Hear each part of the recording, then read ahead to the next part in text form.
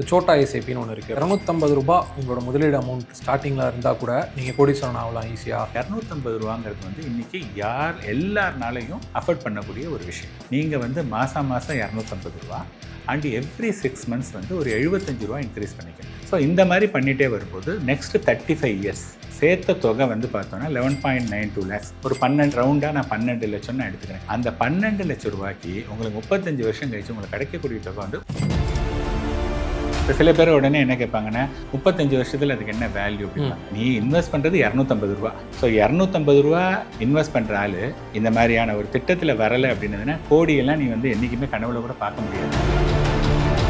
So இந்த Chhota SIP start பண்ணுறதுக்கு best ஏஜ்னா நீங்கள் என்ன சொல்லுவீங்க? சோட்டா எஸ்ஐபியில் எதுவும் ரிஸ்க் இருக்காது. பேங்க்கில் பார்த்தீங்கன்னா ஆர்டி இருக்குது, இங்கே சோட்டா எஸ்ஐபி இருக்குது. எது சார் பெட்டர்? வணக்கம் சார். அனகேஷர் சார், நீங்கள் ஒரு ரீலில் சொல்லியிருந்தீங்க இந்த மாதிரி ₹250 உங்களோட முதலீடு அமௌண்ட் ஸ்டார்டிங்கில் இருந்தால் கூட நீங்கள் கோடீஸ்வரன் ஆகலாம் ஈஸியாக. இந்த சோட்டா எஸ்ஐபின்னு ஒன்று இருக்குது அப்படின்னு சொல்லியிருந்தீங்க. அதை பற்றி ஃபஸ்ட்டு எக்ஸ்பிளைன் பண்ணிடுங்க சார். அதுக்கப்புறம் சில கேள்விகள் இருக்குது, உங்கள்கிட்ட கேட்கலாம். ஆக்சுவலி என்னென்னா, இந்த கவர்மெண்ட் வந்து ஃபினான்ஷியல் இன்க்ளூஷன் அப்படின்னு சொல்லிட்டு எல்லாரையும் வந்து பேங்கிங் செக்டரில் இதில் வந்து எல்லாரையும் கொண்டு வரணும். அண்டு வந்து நம்ம பண்ணக்கூடிய ஒரு திட்டம் வந்து எல்லாரையும் ரீச் பண்ணணும் அப்படிங்கிறது தான் இவங்களுடைய கொள்கை. அதில் வந்து பார்த்தீங்கன்னா, அதனால தான் இன்றைக்கி வந்து பார்த்தோன்னா ஏதாவது ஒரு தீபாவளி பொங்கல்லாம் வந்து பார்த்தோன்னா க்யூவில் நிற்கணும், ஒருத்தர் காசு கொடுக்கணும் அப்படின்னாங்க. இன்றைக்கி அதெல்லாம் கூட வந்து தே ஆர் ட்ரான்ஸ்ஃபரிங், ஆன்லைன்லேயே வந்து ட்ரான்ஸ்ஃபர் பண்ணுறாங்க. ஸோ எல்லாமே வந்து பார்த்தோன்னா அதனால தான் நம்மளுடைய பேன், ஆதார் இதெல்லாம் வந்து லிங்க் பண்ணுறாங்க. ஸோ நான் வந்து கவர்மெண்ட்டுடைய ஸ்டாண்ட் எதுவுமே எடுக்கலை. This is how the government is doing. அது நல்லதா கெட்டதாங்கிறத பற்றிலாம் நான் I don't want to comment. புரியுதுங்களா? இப்போ வந்து என்னென்னா, இந்த சோட்டா எஸ்ஐபி ஒரு ₹250 அப்படிங்கிறதுனால ₹250 வந்து இன்றைக்கி எல்லாருனாலையும் அஃபோர்ட் பண்ணக்கூடிய ஒரு விஷயம். 250 கூட இல்லைன்னு யாருமே சொல்ல முடியாது. ஏன்னா நீங்கள் ஒரு வெளியில் ஒரு இடத்துலேருந்து இன்னொரு இடத்துக்கு ஒரு ஆட்டோ போனாலே வந்து ஒரு ₹100 குறைஞ்ச ஆட்டோவில் காலையே வைக்க முடியாது, எந்த ஊரில் இருந்தாலும் சரி. ஸோ அந்த மாதிரி ஒரு சாப்பிட்றதுக்கு போனாலும் செலவாகுது, எங்கே போனாலும் வந்து செலவாகுது. ஸோ ₹250 சேர்க்கறது அப்படிங்கிறது வந்து ரொம்ப ரொம்ப எல்லாருனாலையும் முடிய ஒரு விஷயந்தான் அது. ஸோ நான் அதில் என்ன சொல்லியிருக்கேன் அப்படின்னதுன்னா, நீங்கள் வந்து மாதம் ₹250 அண்ட் எவ்ரி 6 months வந்து ஒரு ₹75 இன்க்ரீஸ் பண்ணிக்கணும். ஓகே. இப்போ இந்த மாதம் 250, 6 மாதத்துக்கு 250 போடுங்க. ஸோ நீங்கள் போட்டுக்கிறதே ஒரு 1500 தான் போட்டிருப்பீங்க. அடுத்த 6 மாதத்துக்கு அந்த 250லேருந்து இன்னொரு ஒரு 75, ₹325 அடுத்த 6 மாதம் சேர்க்கணும். அடுத்த 6 மாதம் 325லேருந்து இன்னொரு 75னா ₹400 சேர்க்கணும். ஏன்னா உங்களுடைய சேலரியும் இன்க்ரீஸ் ஆகுது. அந்த மாதிரி இருக்கும்போது இந்த ₹75 வந்து ஒரு பெரிய விஷயம் கிடையாது. ஸோ இந்த மாதிரி பண்ணிகிட்டே வரும்போது நெக்ஸ்ட் 35 years சேர்த்த தொகை வந்து பார்த்தோன்னா 11.92 lakhs. ஒரு 12 ரவுண்டாக நான் 12 லட்சம் நான் எடுத்துக்கிறேன். அந்த 12 லட்சம் ரூபாய்க்கு உங்களுக்கு 35 வருஷம் கழிச்சு உங்களுக்கு கிடைக்கக்கூடிய தொகை வந்து 1.12 crore. அது 12 லட்ச ரூபா முதலீடுக்கு 1 கோடியே 12 லட்ச ரூபா. ஸோ 1 கோடி ரூபா லாபம் மட்டுமே நம்ம கிடைக்கிது. அவங்க வந்து 35 வருஷத்தில் சேர்க்கறது. இப்போ சில பேர் உடனே என்ன கேட்பாங்கன்னா, 35 வருஷத்தில் அதுக்கு என்ன வேல்யூ அப்படிம்பாங்க. சரி, நீ இன்வெஸ்ட் பண்ணுறது ₹250. ஸோ ₹250 இன்வெஸ்ட் பண்ணுற ஆள் இந்த மாதிரியான ஒரு திட்டத்தில் வரலை அப்படின்னதுன்னா கோடியெல்லாம் நீ வந்து என்றைக்குமே கனவுல கூட பார்க்க முடியாது. ஓகே, புரியுதுங்களா? அந்த மாதிரியான ஒரு பர்சன் ₹250 அப்படிங்கிறவங்க. அப்போ நீங்கள் வந்து பார்த்தீங்க அப்படின்னதுன்னா அன்றைக்கி 35 வருஷம் ஆனால் கூட 1.12ங்கிறது வந்து still it is a decent number. அதனால் வந்து ஸ்டார்ட் ஏர்லி. இந்த எல்லா விஷயத்துலையுமே என்ன பார்க்குறோன்னா, நீங்கள் ஏர்லியராக ஸ்டார்ட் பண்ணணுன்னா ரொம்ப மணி போடணுங்கிற அவசியம் கிடையாது. கொஞ்சம் அமௌண்ட்லேயே நீங்கள் ஸ்டார்ட் பண்ணலாம். ஸோ இப்போ 35, இப்போ நீங்கள் பார்த்தோன்னா 1.12 crore 35 ஆச்சு இல்லையா? நீங்கள் வந்து 40 வருஷம் அதை கண்டினியூ பண்ணாங்கன்னா அது வந்து ₹2.5 கோடி மேலே போயிடும். ஓகே. அடுத்த 5 வருஷம்னா 5 கோடிக்கு மேலே போயிடும். So every compounding, every subsequent 5 years வந்து பார்த்திங்கன்னா பயங்கரமான ரிட்டர்ன் கிடைக்கும். அதனால தான் வந்து எல்லாருனாலையும் பண்ண முடியும் அப்படிங்கிறதுனால தான் இந்த 250 வந்து ஜஸ்ட்டு நம்ம என்கரேஜ் பண்ணுறோம். ஓகே சார், இப்போ நீங்கள் சொன்னீங்க எவ்வளோ ஏர்லியாக பண்ணிங்கன்னா அவ்வளோ உங்களுக்கு பெனிஃபிட் அதிகமாக இருக்கும் அப்படின்னு சொன்னீங்க. ஸோ அந்த சோட்டா எஸ்ஐபி ஸ்டார்ட் பண்ணுறதுக்கு பெஸ்ட் ஏஜ்னா நீங்கள் என்ன சொல்லுவீங்க? நீங்கள் மியூச்சுவல் ஃபண்டில் இன்வெஸ்ட் பண்ணணும் அப்படின்னு சொன்னதாக இருந்ததுன்னா உங்களுக்கு வந்து உங்கள் பேரில் இன்வெஸ்ட் பண்ணால் 18 வயசாக இருக்கணும். உங்களுக்கு வந்து ஒரு பேன் நம்பர் இருக்கணும், ஆதார் இருக்கணும், பேங்க் அக்கௌண்ட் உங்கள் மேலே இருக்கணும். இது வந்து பார்த்திங்கன்னா 18 வயசு நீங்கள் ஆனவொன்னே நீங்கள் உங்கள் பேரில் இன்வெஸ்ட் பண்ணலாம். அதே சமயத்தில் வந்து நல்ல பழக்க வழக்கத்தை கடைப்பிடிக்கிறதுக்காக பேரண்ட்ஸ் என்ன பண்ணலாம்? இப்போ என்னுடைய பையனுக்கு வந்து 4 வயசு, இன்னொருத்தருடைய பையனுக்கு வந்து 2 வயசு அப்படின்னு நம்ம எடுத்துக்கிட்டோம் அப்படின்னதுன்னா 4 வயசோ 2 வயசு ஆகும்போதே அந்த பையன் பேரில் அது எப்படி இருக்குன்னா, அந்த பையனுடைய நேம் ரெப்ரசன்டட் பை என்னுடைய நேம் அல்லது என்னுடைய ஒய்ஃபுடைய நேம், அது மாதிரி தான் இருக்கும். ஃபண்ட் பண்ணுறது வந்து என்ன அப்படின்னா நான் தான் ஃபண்ட் பண்ண போகிறேன்.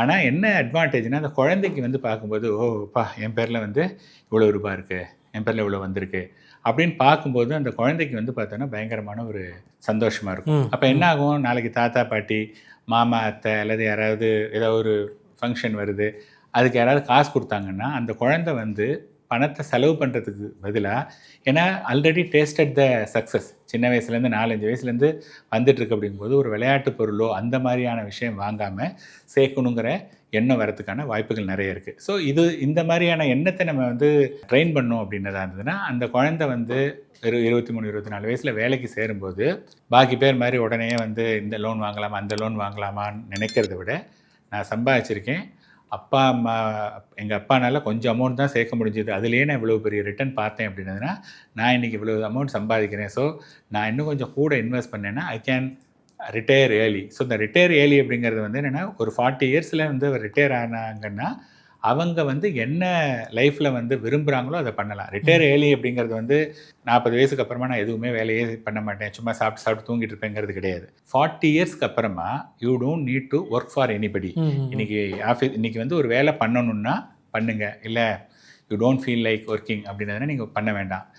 இப்போதைக்கு நான் எங்கேயாவது ஒரு ஸ்பிரிச்சுவல் டூர் ஒரு 5 நாளைக்கு ஏதாவது கோயில் குளம் போகணும் அப்படின்னா நீங்கள் போகலாம். இல்லைப்பா நான் வந்து ஏதாவது ஒரு 4-5 கண்ட்ரி போகணும் அப்படின்னா நீங்கள் போகலாம். இது மாதிரி உங்களுடைய விருப்பப்படி நீங்கள் வாழலாம். அல்லது ஒரு பிஸ்னஸ், ஓகேப்பா நான் இவ்வளோ நாளாக ஒர்க் பண்ணியாச்சு, ஐ வாண்ட் டு ஸ்டார்ட் சம்திங், இந்த மாதிரி வேலையெல்லாம் பண்ணணும் அப்படின்னதுன்னா அந்த 40 வயசில் நீங்கள் வந்து ரிட்டையர் ஆனீங்க அப்படின்றதுனா இதெல்லாம் வந்து பண்ணலாம். ஸோ தட் வந்து you can enjoy your life. இன்றைக்கி இருக்கக்கூடிய யாருமே they are not enjoying life. எதுக்கு போகிறாங்கன்னா, நான் போகலைன்னா எனக்கு ஜாப் இருக்காது, போயே ஆகணும். நிறைய விஷயங்கள் நம்ம நிர்பந்தத்தில் ஒரு வேலை பண்ணுறதுக்கும் பிடிச்சி பண்ணுறதுக்கும் நிறைய டிஃப்ரென்ஸ் இருக்குது. ஓகே, இப்போ எதுலையாவது ஒன்றில் கம்மி அமௌண்ட் அப்படின்னு கேட்குறப்ப நம்மளுக்கு என்ன தோணுன்னா, ஐயோ என்னென்ன ரிஸ்க் இருக்கும் அதில் அப்படின்னு தோணும் நம்ம எல்லாருக்குமே.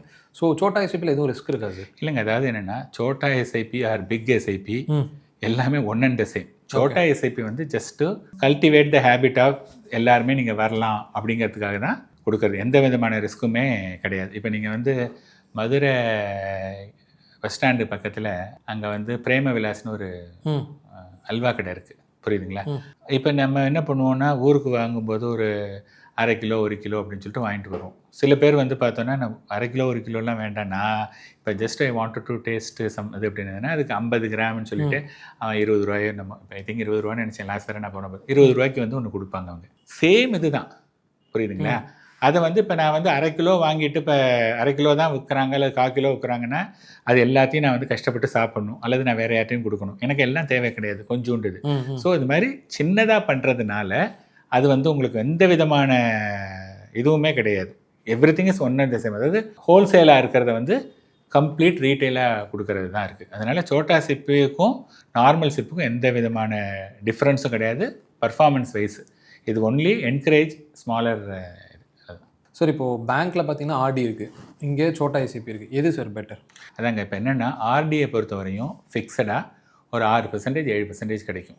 இந்த 6-7%ங்கிறது வந்து இன்ஃப்ளேஷனே பீட் பண்ணாது, ஆனால் கேரண்டி. இதில் வந்து பார்த்தீங்கன்னா 13% அதுக்கு மேலே கூட கிடைக்கலாம், 13% வரையும் கிடைக்குது. கண்டிப்பாக இன்ஃப்ளேஷனை பீட் பண்ணும். ஆனால் இதோடைய ப்ரைஸ் வந்து ஷார்ட் டேர்மில் வந்து ஏறி இறங்கி இருக்கும். ஃபார் எக்ஸாம்பிள், நீங்கள் வந்து ஒரு 10,000 ரூபா ஆர்டி போட்டிருக்கீங்கன்னா 1 இயர் போட்டிருக்கீங்க, 1,20,000 போட்டிருந்தீங்கன்னா அது வந்து 1,22,000 1,23,000 அந்த அமௌண்ட்டு மேலே தான் இருக்கும். 1,20,000 மேலே தான் இருக்கும். ஆனால் எஸ்ஐபியில் வந்து 10x12 1,20,000 போட்டிருந்தீங்கன்னா 1,20,000 மேலேயோ 1,19,000 ஈவன் 1,00,000 சம்டைம்ஸ் வந்து 95,000 கூட அந்த 1 இயரில் இருக்கிறதுக்கான வாய்ப்புகள் இருக்குது. ஆனால் நெக்ஸ்ட்டு 1 இயர் கண்டினியூ பண்ணும்போது என்னென்னா இந்த 95,000க்கான யூனிட்ஸ் இருக்கு இல்லையா, அது வந்து என்டையர் யூனிட் வந்து அந்த க்ரோத்தில் பார்ட்டிசிபேட் பண்ணும். அப்போ என்ன ஆகுன்னா நெக்ஸ்ட்டு வந்து மார்க்கெட் வந்து ரிவைவ் ஆகும்போது ஆட்டோமேட்டிக்காக என்னென்ன லாஸ் ஆனதோ அதை கவர் பண்ணிவிடும். ஸோ ஆர்டி பெஸ்ட்டாக எஸ்ஐபி பெஸ்ட்டாக அப்படின்னா ஆர்டியில் ஃபிக்ஸட் இன்கம், எனக்கு வந்து ஃபிக்ஸட் ரிட்டர்ன், எனக்கு இன்ஃப்ளேஷனை பற்றி கவலை கிடையாது.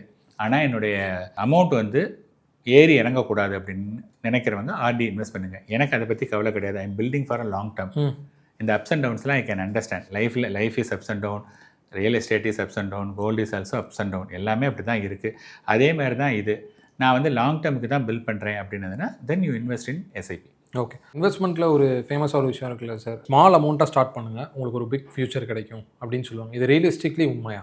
இல்லைங்க, அதாவது என்னென்னா ஸ்மால் அமௌண்ட்டை ஸ்டார்ட் பண்ணுங்கள், பிக் அமௌண்ட்டு அப்படிங்கிறது கிடையாது. இப்போ ஸ்மால் அமௌண்ட் அப்படின்னு சொன்னோம் அப்படின்னா எல்லாருனாலையும் அஃபோர்ட் பண்ணக்கூடிய ஒரு விஷயம். இப்போ நான் முன்னாடியே சொன்ன எக்ஸாம்பிள் படி ஒரு 250 ருபீஸ் அப்படின்னு சொன்னதாக இருந்ததுன்னா எஸ்ஐபிங்கிற ஒரு விஷயத்தில், அதாவது இந்தியா ஃபுல்லாக எல்லாருனாலையுமே பார்ட்டிசிபேட் பண்ண முடியும் if it is 250 rupees. Okay. இதே இது வந்து நான் 1000, 2000, 4000 அப்படின்னதுன்னா எல்லாருனாலையும் பார்ட்டிசிபேட் பண்ண முடியாது. இது தான் நம்பர் 1. நம்பர் 2 வந்து என்னென்னா, நீங்கள் ஸ்மால் அமௌண்ட்டாக போட்டிங்க அப்படின்னு சொன்னதாக இருந்ததுன்னா டியூரேஷன் நிறைய கொடுக்கணும். நான் முன்னாடியே சொன்ன மாதிரி அந்த 250 ரூபா அண்ட் எவ்ரி 6 months 75 இன்க்ரீஸ் பண்ணக்கூடிய இடத்துல 35 வருஷத்தில் அவங்க 1 கோடி தான் பார்க்குறாங்க. அடுத்த 5 வருஷத்தில் வந்து பார்த்தீங்கன்னா அது 2.5 கோடி ரூபா ஆயிடுது. அடுத்த 5 வருஷத்தில் வந்து பார்த்தீங்கன்னா 5 கோடி ரூபாய் ஆயிடுது. அதாவது அவங்க வந்து குவாண்டம் ஆஃப் இன்வெஸ்ட்மெண்ட்டை இன்க்ரீஸ் பண்ணலை, ஜஸ்ட் பை இன்க்ரீஸிங் 5 இயர்ஸ் அந்த மாதிரி இன்க்ரீஸ் பண்ண அதோடைய வேல்யூ வந்து ஜாஸ்தியாக இருக்குது. அதனால் ஸ்டார்டிங் ரொம்ப ஸ்மாலாக இருந்ததுன்னா நீங்கள் have to wait for a longer period of time. Longer period wait பண்ணிங்கன்னா கண்டிப்பாக பணம் பண்ணலாம். ஓகே சார், ரொம்ப நன்றி சார். நன்றி.